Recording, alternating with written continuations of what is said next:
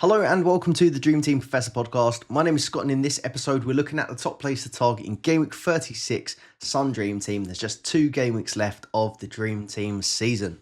This deadline is a Friday deadline, 6 p.m, ahead of Villa Spurs in the 7:30 kickoff and Chelsea United in the 8:15. So we'll be hoping for some team leaks going into this deadline, although it's probably more likely that we're going to get the Villa Spurs leaks where that's the earlier game out of the 2. So just 2 weeks remain. Game week 36 double game weeks. So City and Palace have the FA Cup final this weekend on the Saturday and then the Premier League in midweek. So City, Palace, 2 of the teams that have a double. City obviously have Palace at Wembley and then Bournemouth at home. That could be or will be Kevin De Bruyne's final home match for City. Possibly a sentimental one if you want to get him in. Palace have City at Wembley and then Wolves at home. So double game week, 2 matches. Maybe there are some question marks though over who will get both matches in the double and it could possibly change. So I'm thinking with City, big squad. They did rotate quite heavily for the last round of the FA Cup, but it is crunch time with the final. So do they go with their strongest lineup? They still have it to play for in Europe as well. So there is a good reason to play strong sides in both, but they just have the numbers to be able to do that and rotate at the same time. So there will be a little bit of doubt with City and then Palace. So they're going to go full strength with this chance of winning an FA Cup and getting into Europe. There's no doubt about it in that first match. But then the Wolves game, 3 matches after, there's a chance, I guess, that if they do win the FA Cup, that maybe they're in party mode, celebrating. They've got that European place. There's nothing left to play for now. There could be a little bit of rotation against Wolves. Or I think you just take your chance, you back these 2 sides and pretty much just hope for the best. I still think the key players like Eze, like Sarr, Mateta, I'm a bit more worried about, but Munoz as well should get both games in the double, I'd expect. United and Spurs, so the other 2 teams that double this game week. Premier League at the weekend, both on Friday, and then Europa League final on the Wednesday. So 5-day turnaround for these teams compared to the 3-day turnaround for City and Palace. So United, Chelsea away at the weekend or on Friday, and then Spurs in that final. And then Spurs have Villa on the Friday night away from home, plus United. I think this one is going to be a lot harder to predict. So both teams have been rotating really heavily with one eye on Europe and their league form has just gone completely out the window. What are they playing for now really other than Europe? So it's going to be hard to predict. Maybe there's an argument they could go a little bit stronger to try and take a little bit of confidence going into the final, keep people ticking over. But at the same time, do you want to risk players getting injured? And even if those players do play on the Friday night, is it going to be in the back of their mind? Do I want to go in for every 50-50? Do I want to fully exert myself in this game? So I think these teams are more targetable from their opponent's point of view than actually bringing in United and Spurs players, in my opinion at least. The only other fixture game from now to the end of the season will be Chelsea. So they will double in game week 37. So not this week, the week after, they'll have Premier League and then the Europa Conference League final. That will take place after the Premier League matches. So that will be the last game of the Dream Team season. So you could go early on Chelsea this week because they do have Manchester United at home. And if you do sort of believe that narrative that they're going to rotate and that they will have one eye on the final, I think that is a good team to target. So you could possibly go early on Chelsea or target some of these double game week teams that I mentioned before. Best single game week options. So I mentioned Chelsea. I like Aston Villa for this week. So Spurs at home. Villa have won 7 in a row at home and they're 20 unbeaten at home. So really, really good home record. And of course, Villa are still trying to get that Champions League spot. So Spurs, one eye on the final. Villa fully motivated. I think there's a decent narrative there. West Ham, home Forest. Forest are not as good recently. And then they've got Ipswich away in the second fixture or the final fixture of the season. You've got Bowen, who's absolutely on fire.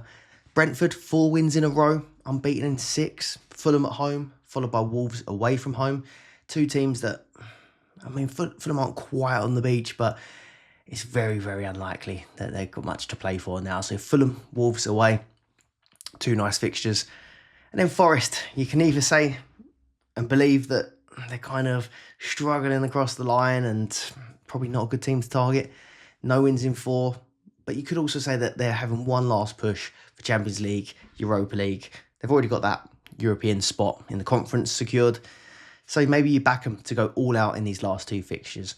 So they have got West Ham away from home and then Chelsea at home. Arsenal and Newcastle, I'm going to leave out. So they face each other this weekend at the Emirates. I think that's a hard game, and I don't particularly know who I would want to target. The Arsenal players, there's a lot of injuries at the minute. There were a few that come back in training, so keep an eye on Twitter.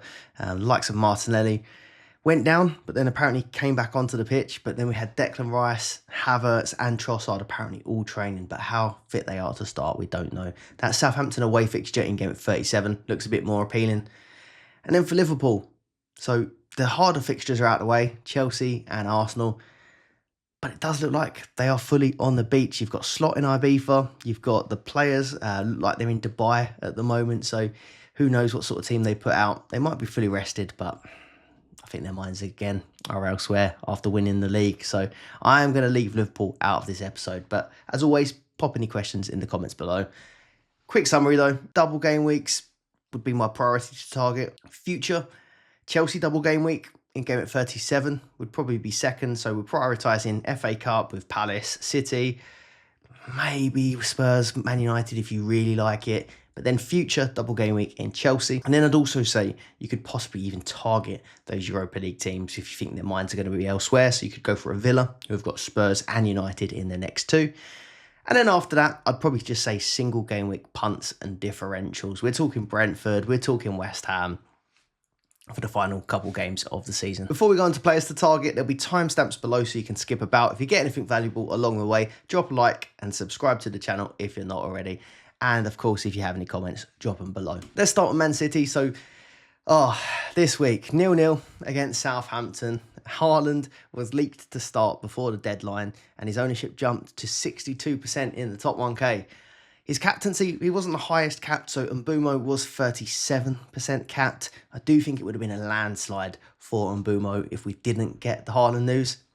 34% went for the Haaland cap, and 34% were very, very disappointed, or probably even the whole 62% that bought him in. So just the 2 points for Erling Haaland, no shots on target. He did actually play the full 90 minutes in this game trying to grab that goal. And I was one of the ones who made the decision to bring him in. And I still don't regret it. It was very disappointing to get 2 points. But Southampton, Erling Haaland, no matter sort of what form he is in, I still think that's a fixture that you've got to target. So I still think worth bringing in as well this game week. So game week 36, if it was just a single game week, I think you could look at these last 2 weeks and think, okay, maybe I can take Haaland on. But in a week where it's a double and he could possibly start too, I just don't want to take that chance. So I still think Haaland worth going for this game week. Kevin De Bruyne had a nice performance again. So higher PPM, 11 PPM in the game. So very close to getting the maximum bonus. 6 points. So he actually missed the last FA Cup game. But I'm looking at his fixtures. Crystal Palace in the final. Last time he played Palace in game week 31, got 17 points, a goal and an assist. So does he just play Kevin De Bruyne because of the good performance last time out and because he's one of the key men in the final? But I'm also looking at that Bournemouth home game at the Etihad, his final game at the Etihad, and you think he's got to start that one as well. So does De Bruyne start 2 games this week? My gut typically would have said no. But then when I look at the 2 fixtures in isolation, I think he probably is going to start them both. So I'm going to say that I think Kevin De Bruyne will start both this week. Marmoush, benched for the Southampton game, which was very disappointing if you have him.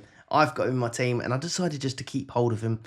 Because there was a chance that he might end up coming on as a sub, I probably thought he would sub on at maybe 2-3-0 ahead. In fact, he was subbing on at 0-0. He did hit the crossbar off the bench, but again, just a 1-pointer for Marmoush. My bad run having Marmoush in my team has continued.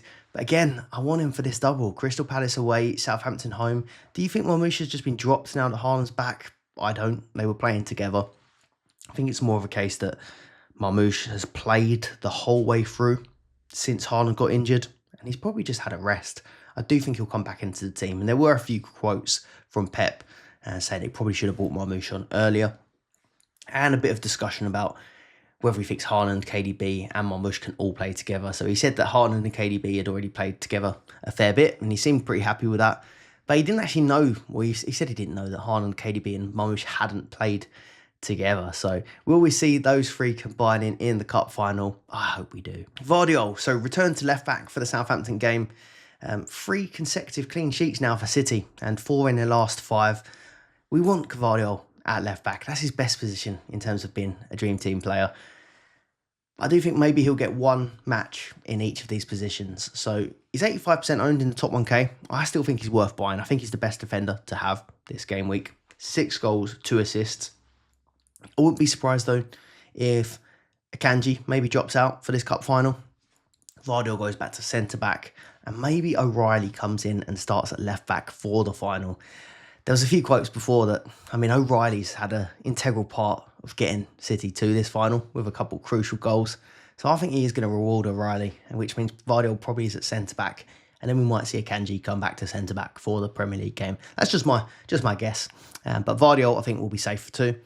Diaz, 10 points. So most shots on target in this game against Southampton. More shots than Haaland, or 2 more shots than Erling Haaland. I think he's still a good pick. I was tempted to go for him last week, but I actually thought he's one of these players that gets clean sheets, but doesn't really get the extra points. But he got a couple extra points with those shots on target this game week, 10 points. And like I said, City on a good run of keeping clean sheets. Ortega, I think he will play the cup final. I had a look back, so he's played 3 out of their 4 out of their FA Cup games this season. And he's also played in goal in their last 2 FA Cup finals. So one of them, Ederson, was actually injured, but the other, Ederson, was on the bench. So he did reward Ortega with the final after playing through the FA Cup games. Crystal Palace. So I think most people want Crystal Palace to win this FA Cup final. I certainly do. It'd be nice to see Crystal Palace playing in Europe. They're unbeaten in 5. 2 wins, 3 draws, so on a nice bit of form. Lost 5-2 though to City just 1 month ago. So I think City, well, they would have the upper hand anyway going into this, but mentally, I think City will be feeling good about this one. So could they rotate in the league if they win the FA Cup though? So we know they're professionals, but if you win the FA Cup and you're a Palace player, you're having it, aren't you? You're having it. So I do think that if they do win the FA Cup, there is a good chance that we do see a bit of rotation for that Wolves game. But I still think they're worth going for in a double game week. And you just take your chance, don't you? And there's a good chance. Even if it was a single game week, some of these players are really good options. But the chance of 2, I think it makes it an appealing one. So Eze, 18-point brace against Spurs. He's scored now in 4 consecutive matches, which is ridiculous. 5 goals in 4 games. Surprisingly, he has only hit bonus in 1 of those matches. So normally a bonus monster, 45 bonus for the season. But actually in his last 4 matches, he's only hit bonus once. But who cares when he's scoring this many goals? So 13 goals, 11 assists for the season now on pens. 44% ownership, so I think that's going to go up quite dramatically this week. But I would still get Eze into my team. He's my favourite Palace asset. Munoz actually is right up there still as well. 13 points, 7th assist of the season against Spurs. 6 goals, which is joint top with Vardiol and Cucurella. Could have had a 7th, hitting the crossbar, and he was just running Spurs all over the place in that game. So 7th assist, could have had a goal as well in this one. Sarr, 10 goals, 7 assists, so had an assist in the game against Spurs, but had a goal ruled out as well for offside. So really good performance from him, could have been much more. The previous game as well against Forest, really, really strong points. 6 points for that game without the attack and return, and he's 2 goals, 1 assist in the last round of the FA Cup as well against Villa. So 19 points in that one, and the ownership is only 0.5%. So I think Eze is going to be the popular pick. If you want the differential from Palace, it's going to be Sarr. I think Munoz very highly owned as well. I think Sarr is the differential. If maybe one of your mini league rivals is already on Eze, or you want to even go for the double up, Eze and Sarr, I think that could be a nice shout as well. I don't particularly love making goalkeeper moves at this point in the season, but if I was going to go for a double game week keeper, I was thinking about this, and it probably is Henderson. And then the only other available doubles are Vicario, Onana, who have both been rested recently. Kinski played at the weekend, Bayindir played at the weekend. And then if you look at Chelsea as well, is it going to be Sanchez or is it going to be Jorgensen? Who knows? So I think it has to be Henderson if you are looking for a double game week keeper, but I don't particularly love it. It's City, followed by Wolves, followed by Liverpool. So there are two really hard games in there. Man United, so again, I'm not really feeling it other than Bruno Fernandes. 98% owned in the top 1k now, and no surprise. So he's on 19 goals, 19 assists for the season, 49 bonus points as well. So second highest for points on the game, and now third highest for bonus points as well. And I was looking back, and last season he only hit 21 bonus points. So he is really having a great season under Amorim. And I know it's under Amorim because you can look at when they hit the bonus points as well. And towards the end of the season, he's been hitting 3 bonus points in a lot of games. Compared to the start of the season, if you're looking, it was sort of 0, 1, 0, 1. All of that you can have a look on ffstuff.co.uk, but I thought it was quite interesting to have a little look at. I think whether you're chasing, defending, I'd still want Bruno Fernandes in my team for this one. If you really did want to go against it, I think I'd just wait till the double passes and go against him in the final game week. It's a bit of a differential, but I think Diallo could be a nice pick. So started against West Ham, got 83 minutes. That was his first start back from injury. Came with 6 points, very close to getting 1 bonus. But again, one of these players that seems to get points in a load of different ways. So he had 2 big chances created, 1 short on tackles, but 1 shot on target and 1 bonus. I hadn't liked the look of him. I hadn't liked the look of him previously, just because he'd been only getting bench appearances, but 10 goals, 10 assists. I'm looking at now, crunch game is that final. I think they're going to start him for the final. And then there's a good chance that he does end up getting minutes. Amorim loves making this up during the game. So I think maybe start and half for Diallo. And then Garnacho as another differential as well. He was rested after a run of 14 starts. I think there's a good chance that he probably does start 2 now. 10 goals, 13 assists. Spurs, so they fully rotated against Palace, and it showed. So Palace 2-0 up, but I think it could have been a lot more, to be honest with you. Really poor performance from Spurs again, but we know they're not bothered about the league anymore. It's all about this European final. So they play Aston Villa away from home 5 days before the final. Pedro Porro, surprised that he started this Palace game, to be honest. It was almost fully rotated, other than Porro, maybe Bentancur, and then Kulusevski, who ended up subbing off. Was surprised to see him, to be honest, but I was quite relieved as a non-owner to see him just get the 1 point subbed after 58 minutes. He's 57% owned in the top 1k. I do think he's still a decent pick, and I think there is a good chance that he does start 2 this week. 4 goals, 10 assists for the season. Joint top on points. Second, with Munoz. So again, another good pick if you're looking for a defender this week. Solanke would be the only other one I think that I'd be possibly interested in. I'm not going to bring him in, but if I was looking at Spurs players, I think he's one that's likely to get 2 starts and a decent amount of minutes. So he started the match before the Bodo Glimt first leg, and then started both of the games that came before the Frankfurt matches. He did have early subs though in both of those. 4 goals in his last 4 starts, so he's in a little bit of form, although 2 of those goals were from the penalty spot, and Son was on the bench and came back on in this game against Crystal Palace, so maybe he will lose pens. But 15 goals, 10 assists for the season. I think if you're looking for a striker from, say, Spurs or Man United, it's the best one to go for. Son, I wouldn't go for him. Off the bench in the 58th minute, but I just think minutes risk, start risk at the moment. And then Kulusevski as well. I think it's time to sell now unless you get a leak that he definitely is available to start. Chelsea have Manchester United at home, and I think this is an appealing one to target just because of that rotation. And will their minds be elsewhere? Chelsea still got loads to play for, trying to get that Champions League spot shored up. So I think Chelsea will be a nice one to target. So they've got Man United at home, followed by Forest away next week, which could be a crunch game. And then you get to end the season with that Europa Conference League, which they've surely got to go full strength in. But we have been saying that now for the bulk of the season.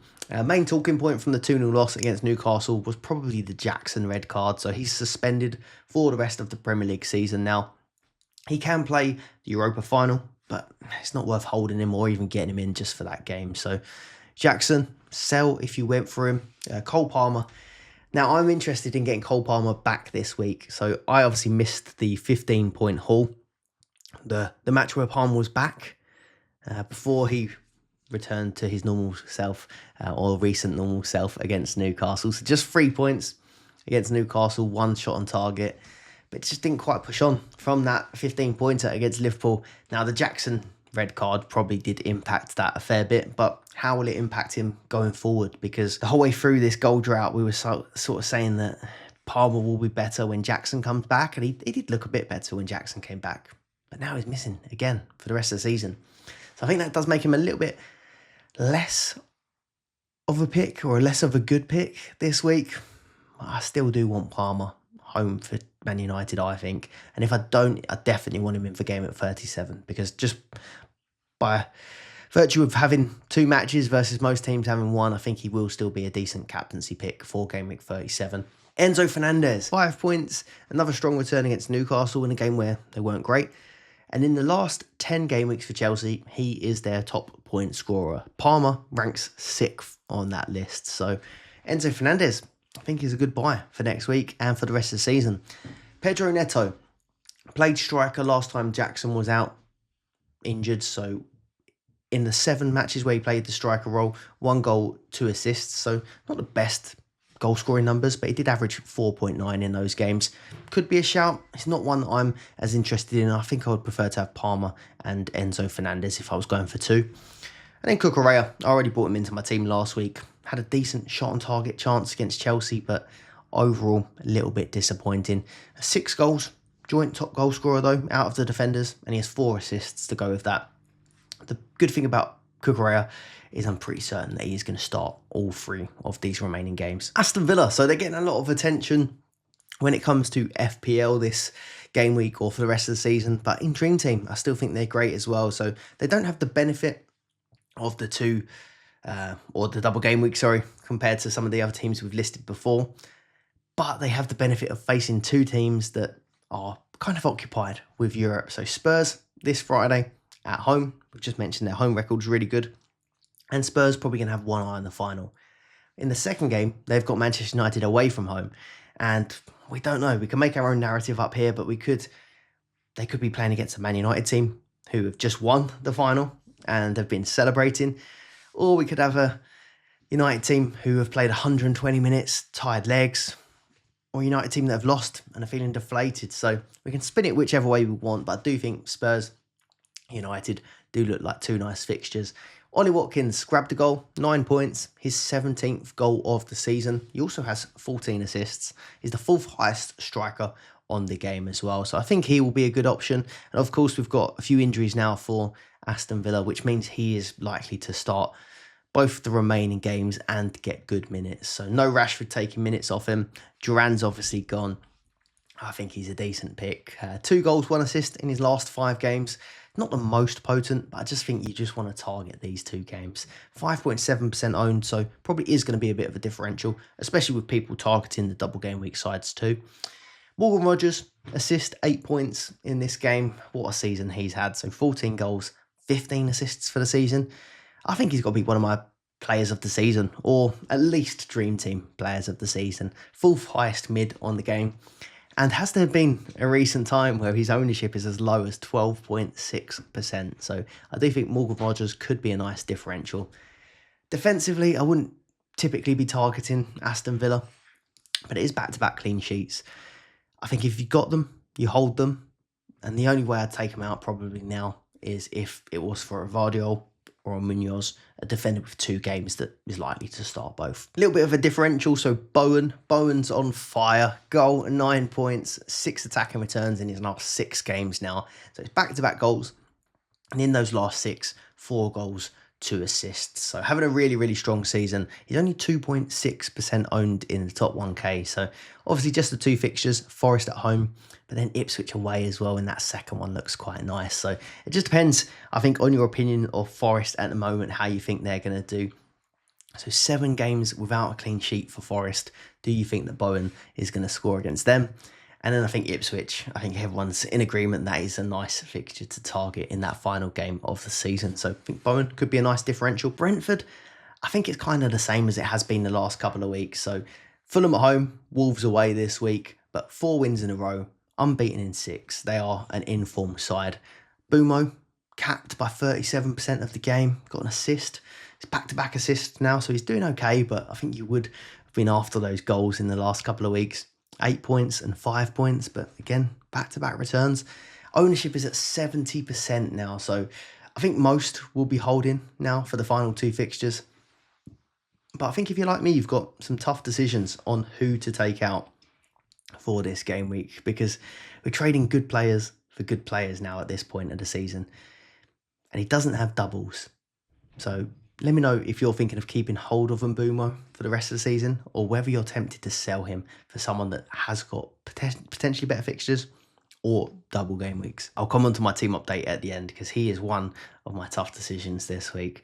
Visser, 4-game scoring streak has ended, so just the 2 points in this one. But again, I think it's a fine hold, but just what does holding him stop you from getting elsewhere for these final 2 game weeks? And then Sharda, 10 points, 4 goals in 3 matches. So I remember saying either on my pod or the Dream Team Tonic pod a couple of weeks ago, Sharda, great result, but he's not going to score every week. He's now got 4 goals in 3 matches. So I'm going to say it again.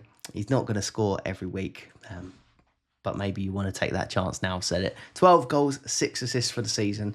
And maybe someone that we could look as a differential for next season. And last, Nottingham Forest. So it's just 1 win in their last 5 matches now. And 7 without a clean sheet. So they are starting to struggle towards the end of this season. West Ham away, Chelsea at home. It's one last push now for Champions League or Europa, but they have got Europa Conference League sewn up. So opt to have them as 22.4% chance of getting Europa League and 18% chance of getting the Champions League. So they must win their last 2 to get Champions League, but also have either Villa, City, Newcastle drop points along the way as well. So it is out of their hands. But if you do back them to do it, I think Chris Wood got a goal, 9 points, had 5 shots in that Leicester game, but only 1 was on target. He's on pens, 3.6% ownership, so you will have a differential in your hands if you are trying to go a bit different. 20 goals for the season. Or Alanga, 9-point assist, 3 bonus, taking set piece, a really nice cross there for the Gibbs White goal. 6 goals, 11 assists for him. And then Gibbs White, exactly the same amount of attack and returns. 6 goals, 11 assists, grabbed a goal and assist. But I think if I was taking a punt on Nottingham Forest, I think it would have to be Chris Wood going into these final couple of games. Captaincy for game week 36. So I think this is going to be a tough one. I think it's going to be quite a nice split going into this game week. So fouled captaincy last week for Erling Haaland owners. 30 goals, 4 assists for the season. But we didn't see that kind of form up against the mighty Southampton. Does he definitely start 2 games in this game week? I do think he will. Crystal Palace away, Bournemouth at home. He played 90 minutes. There wasn't any sort of sign of any issues with that ankle injury reoccurring. So I do think Haaland will start 2, which I think makes him a captaincy contender, but there will still be some sort of doubts with him having such a long period on the sideline. Kevin De Bruyne, I think, is an option as well. I mentioned that I think there's a good chance that he does play twice, but you just don't know with Pep and you just don't know with City. So I do think there are players that are more nailed. 6 goals, 10 assists, 22 bonus. I feel like he does start 2, but the fact that Haaland, KDB and Marmoush haven't started together makes me think that one of them, at least one of them, is going to end up missing a game somewhere, but I just don't know which one it's going to be. Bruno Fernandes, 19 goals, 19 assists for the season. He's on 49 bonus. I think if we do get a leak on the Friday night that he's starting, I think that would be enough to consider him for the captaincy. So you think if he is starting, he's going to get at least 45 minutes in that first game. And then we know the second game he's going to start. And he's always a good option. So I think Bruno Fernandes to be considered. Eze, a brace last week. I mentioned he's the man in form with these goals lately. 13 goals, 11 assists. But then if Palace win the FA Cup, do they rotate in the league 3 days later? Again, a little bit of risk involved, but I think he's a good pick. And then maybe, I'm still debating this in my head. A few of you have chatted about it in the comments before, but is there any love for defenders with the armbands? So we've got some with decent attacking returns and clean sheet potential for this week. So Vardiol, 6 goals, 2 assists, attacking threat, City keeping a lot of clean sheets. And you'd probably say that he's more nailed than Haaland, KDB, maybe Marmoush. But I don't know if I can bring myself to do it. Porro, 4 goals, 10 assists. Now, again, if we saw that he was definitely starting the first game, similar story to Bruno, he will start the second.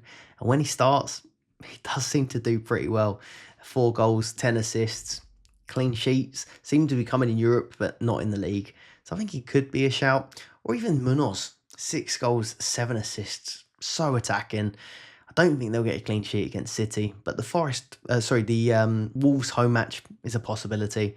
I just cannot see myself doing it. So let me know what you think on defensive captaincy, but I have seen a few of you chat about it, and I've definitely seen a few teams that captained defenders in the last couple of game weeks. So let me know what you think of that. Right, on to my team update for game week 35. So it's been another bad week, back-to-back bad weeks for me. So my transfers out didn't backfire this week. Last week I took out, or the week before I took out Cole Palmer, and that shot me in the foot. This week, my 2 that came out was okay. So Saliba came out, got 2 points. Isak came out and got just the 4 points, which I can live with that. That was fine. But the guys that I brought in didn't really do the business, and it was a frustrating one. So Cucurella, 3 points. This one was not quite a 50-50, but I liked Cucurella, and I also liked Ait-Nouri. You probably could tell last week I was getting quite excited talking about Ait-Nouri. And that was what I described as the sexy pick. That was the kind of pick that I was quite excited about. But Cucurella felt like the sensible pick, having an extra game over Ait-Nouri. Still has some attacking threat, but I would like the idea of having a player for that final game week, a double game week player that will play in that Europa Conference final. So I went for Cucurella in the end, and of course, Ait-Nouri had another great game, maxed out bonus, while Cucurella just the 3 points. Maxed out bonus in a game where he lost 2-0 as well and still hauled, really. The other option was Diaz as well, and he also ended up having a great game, 10 points, the highest scoring player in that Southampton game, which blew my mind. So out of the 3 players that I did like, I ended up choosing the one that had the worst outcome so far, at least. But that wasn't even the worst part of this game week. So my other move, I'd penciled my transfers in, by the way, because I was going out for a friend's birthday. There was going to be a lot of beer being drunk. So I wanted to have my contingency plan all mapped out. So if this happened, I'd do this. If this happened, I would do this. We knew the Haaland leak was a possibility because we'd seen sort of Pep saying that he was ready to start. And we know that there are quite a lot of City leaks when they are the early kickoff. So I was expecting the Haaland leak. My moves before the Haaland news would have been Cucurella in still for Saliba, but then it was going to be Eze in for Isak. I know it sounds one of them things that's easy to say now, but that was my penciled in transfer for the game week. But it was always part of my contingency plan that if Haaland started, I would get Haaland instead of Eze. So Haaland came in, and also part of that plan was moving the armband from Mbeumo to Erling Haaland. So not only did I not get the Eze 18-pointer, but I also ended up with 2 points doubled to 4 for Haaland instead of 8 points doubled to 16 for Bryan Mbeumo. So a really shocking outcome, but it was always the plan. It wasn't one of these where I saw the leak and panicked and changed my mind and then really regretted it. This was the plan that I wanted to do if I got these bits of news. So didn't work out this one, but the rank took a massive battering. So over the last 2 weeks, I've gone from 112th to 156th, and then last week 156th to 175th. I've had a massive drop in these last 2 game weeks. I think majority of it came from Cole Palmer's haul the week before last, and then obviously not owning Eze this week, and also not owning any defensive assets from Villa, I think has backfired a fair bit as well. Not having a Martinez in goal or a Konsa as well, who have done quite well.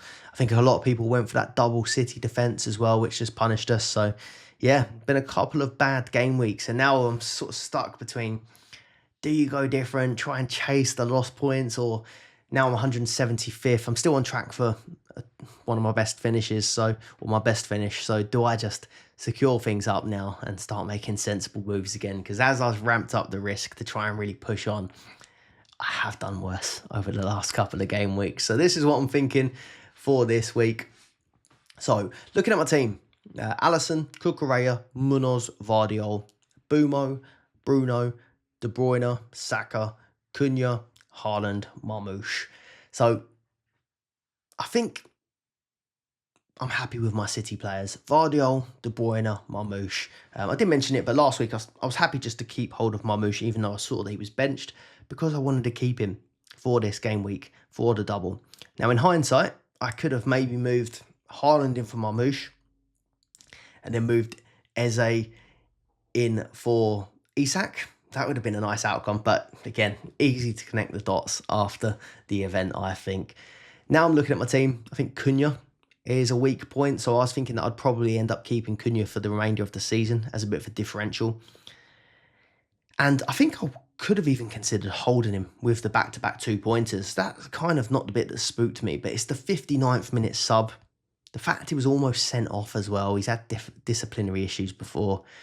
I think I have now been put off of Cunha and probably will sell him. There is sort of a picture you could paint where he's up against a tired Crystal Palace side, but I just don't think I want to run that risk when there are decent enough options. So I'm pretty sure I'll probably do the Cunha move to Eze. I think really, really solid option this week. I think Eze comfortably will do better than Cunha. But then I'm stuck on a second move. So if I want to make an attacking move, really, I'm happy with my defensive three of Cucurella, who will double next week, Munoz and Vardiol, who doubled this week. And then Alisson, is it really worth changing the goalkeeper at this point of the season? Like I mentioned, it's only Henderson that would be an option, and it doesn't excite me that much. So I'd want to make another attacking move out of my front seven. But looking at that front seven, Bumo, Bruno, De Bruyne, Saka, Haaland, Marmoush, Cunha. I mentioned Cunha can go. But then I don't want to take out any of the City options that have a double this week, De Bruyne, Haaland, Marmoush. I don't want to take Bruno Fernandes out. He's the highest owned player in the game, and for good reason. But then that leaves just Mbumo and Saka, who are great options themselves. So Mbumo, 70% ownership, Fulham at home, Wolves away. Saka, 64% ownership, Newcastle home, Southampton away. Don't know about you, but I feel like whichever one I take out of those has massive potential to backfire. Saka, Southampton in the final game of the season is one that you'd probably want to have him in for your team. But Bumo has been really, really good this season, or last few weeks. Well, no, all season. But specifically these last few weeks, his ownership has rocketed. So I think it has to be one of these two guys, but you just know how this is going to end, don't you? Let me know who you think would be the better option to take out of the two, Bumo and Saka. But we should talk about who I'm interested in bringing in, because you might not even think they're better than these two. So second move I think is a bit harder. I think Cunha to Eze, that one's fine. I think that's going to be a pretty popular move. But I don't own Cole Palmer. And I wanted him back in. It was almost my plan to get him back in for game week 36. I looked at the Liverpool game and I looked at the Newcastle game. There's two matches that would be quite tough, and I thought I could go against him. Turns out the Liverpool game was the only game that Palmer's come back for in, is it this calendar year? 15-pointer, so that hurt massively. I don't want to not have him, I don't think, for this Manchester United game. I think you could go against him, but I just have a feeling that Chelsea are going to be up for this at home, and United probably not so much. So I'm looking at maybe Palmer in. But are you confident that Palmer outscores Saka or outscores Mbumo? I think it could be tight this week. I think this could be a chance that I'm bringing in a player that ideally you want for the week after, a week early, and then taking out a good player for him. So yeah, let me know who you think is going to score the most out of Palmer, Bumo, Saka this week. That is going to be my decision for the second transfer. I know there are another lot of good options who you could bring in, but I'm not entirely convinced.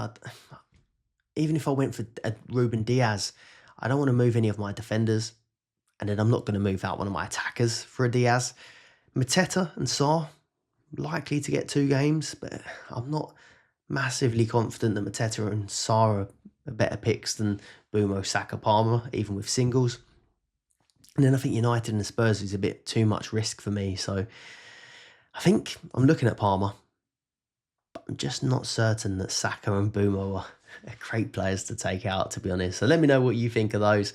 Captaincy, I expect it to be split, and I'm not fully decided on my decision yet. It will be between Haaland, Eze and Bruno, I think. I will be tempted if I do see Bruno starts on that Friday.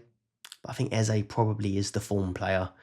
And then you can never rule Haaland out, but I think a lot of people will be put off after the 2-pointer last week, and maybe a little bit of uncertainty on his minutes. So yeah, that's one that's going to come down to the wire. Let me know who you're going for captaincy wise this game week. That is everything for this episode, so thank you very much for watching. If you've enjoyed it, do leave a like, subscribe to the channel if you are not already, and if you're after a little bit more Dream Team content going into these final 2 game weeks, head over to the Dream Team Tonic podcast. I'll leave a link in the description below.